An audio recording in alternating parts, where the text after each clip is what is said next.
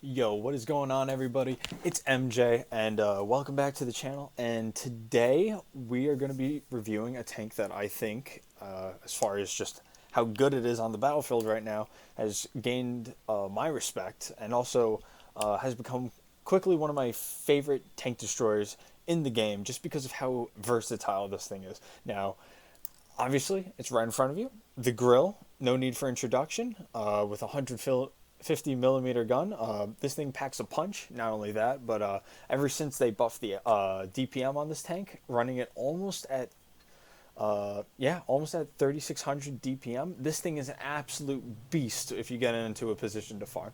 And today I'll be showing you just how to get it into positions where it can just lay down fire on a pivot. And what I mean by that is putting it in a position to where it can have multiple angles of fire and yet still have hard cover in order so you do not get shot.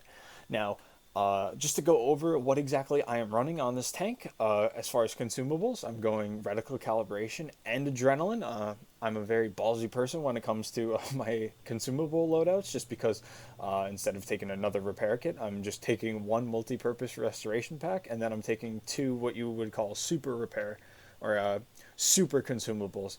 And the reason I'm doing that is because the way that I have my equipment loaded up, we have gun rammer, enhanced gun laying drive, and V-stabs. Now, basically, reason why I'm running this loadout is mainly driven just for DPM purposes.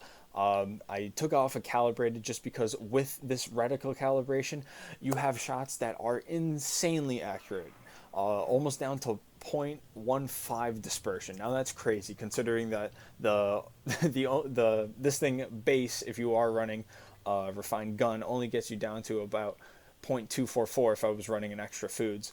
But yeah, that's just insane. Pinpoint accuracy all the time with this reticle calibration.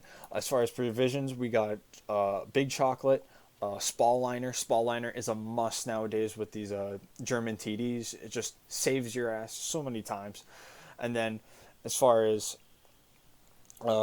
speed, improve fuel. I find that having that extra bit of speed helps the Grille out a lot.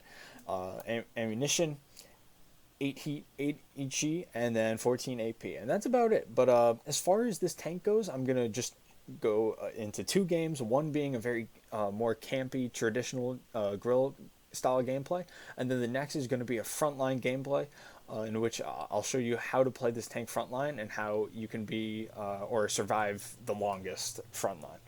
All right, hopping into the first game, we are on Canyon, a map that TDs usually like to camp spawn here, especially on this side of the map, or south spawn.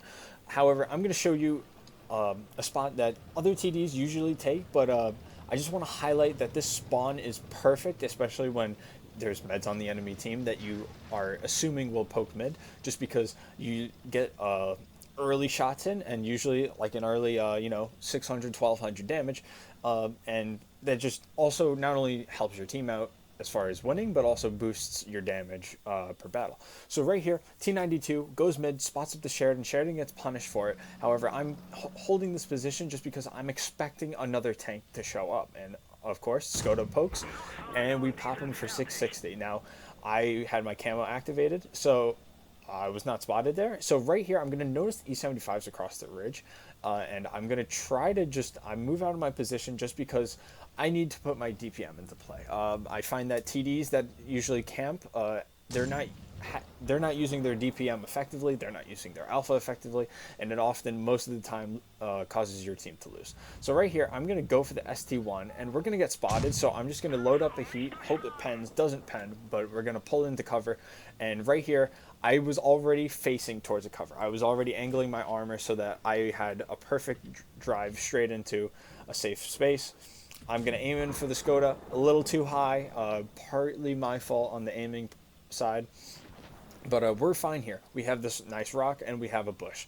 So that's all you need for this for the Grille to be effective. Because at the end of the day, this thing usually, if you're in a bush, isn't going to get spotted unless you fire. So we fire, we pull back, and we are spotted.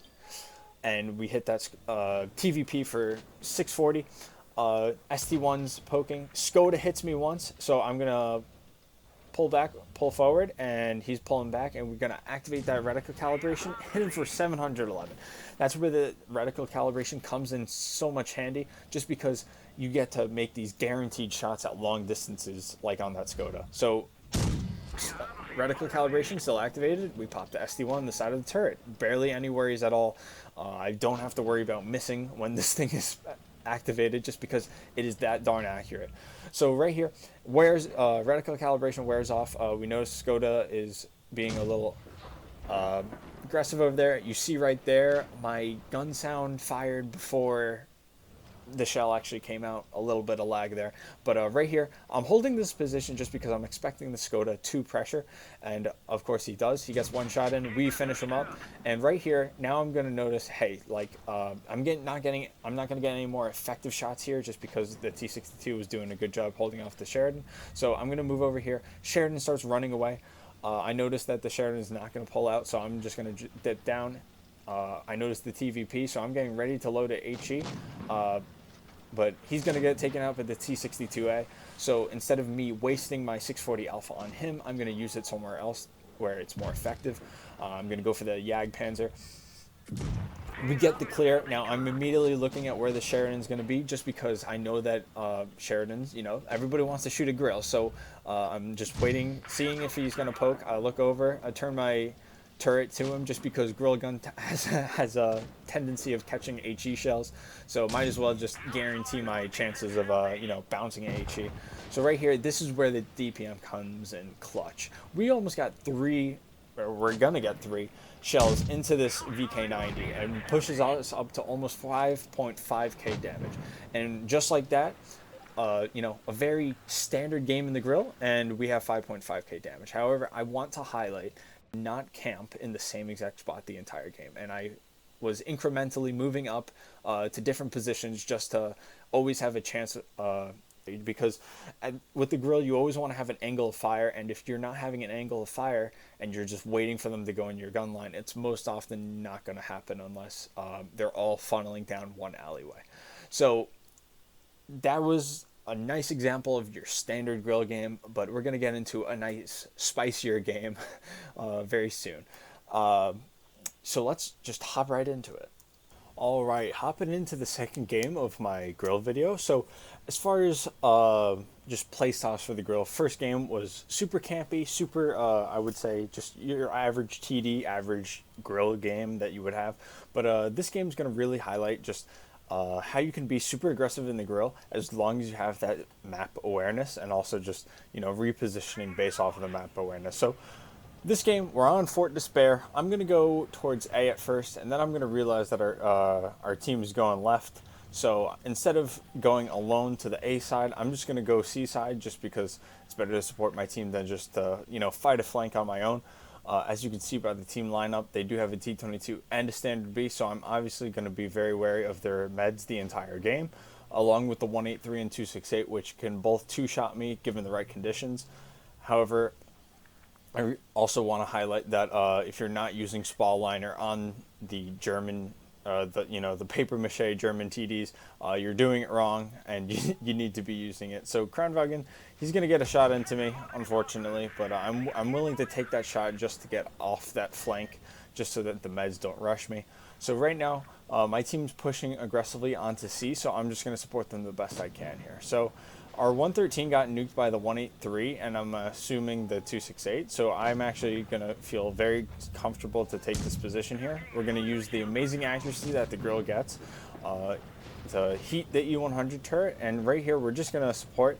E100 is going to push me out of the way, so I'm just going to back it up. No reason to rush this. I'll let him take the hits instead of me, and I'll just play the second line support. So right here, as you can see, I'm playing very aggressively here. I'm at the front line. I am definitely not sitting at the back of the map whatsoever, just because if I did, I would be dead already. So E75, he comes out, we're going to pop a shell right into him, and we're going to activate Adrenaline right away, because we see the standard B is pushing me aggressively. So what I want to do here, I want to try to belittle down this standard B as much as possible. We pop an HE, pop him in the side. That was a very tough shot to hit, I will admit. And because of just the running rammer on the grill, we get that 8.8 second reload with the adrenaline just in time to clear the standard B right away. So right here, I'm waiting to see if this 183 fires, just because I'm not going to poke him if he hasn't fired yet. So instead, we're going to put the E75, who wasn't looking at us, pop him for almost 700 damage, and we're just going to, hang tight. We're going to wait. We see that the 183 fires. So instead of taking care of the E75, I'm going to go for the 183 just because he's the more dangerous target. We're going to pop a shell right into him. And because we do have that insane reload, I feel comfortable poking out again. Just because we basically get almost 2 shots for every time the 183 fires. So he's not even looking at us. We're going to clear.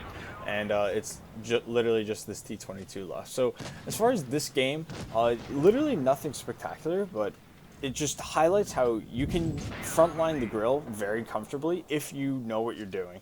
And I just really want to highlight that running the correct provisions, consumables, and equipment really does help this tank, especially if you want to play that more aggro, aggressive play style. So as far as that game, for about 4.5k damage, and we did get we did pretty well on the team, not gonna lie. But as far as the grill, that's my gameplay for y'all. That just really highlights how the grill is just an absolute beast on the battlefield if you use it correctly.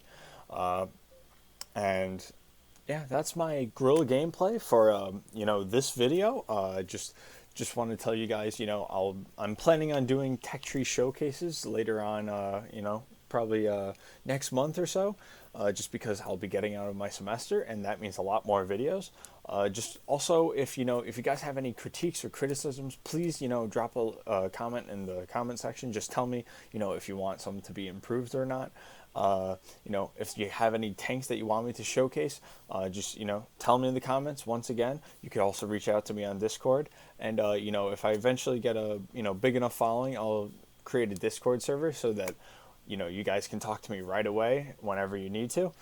I'm just trying to, build this community as big as possible. I really enjoy this game, and I also really enjoy helping people. So, it means a lot for all the support that you're giving me, and I'll see you guys in the next video.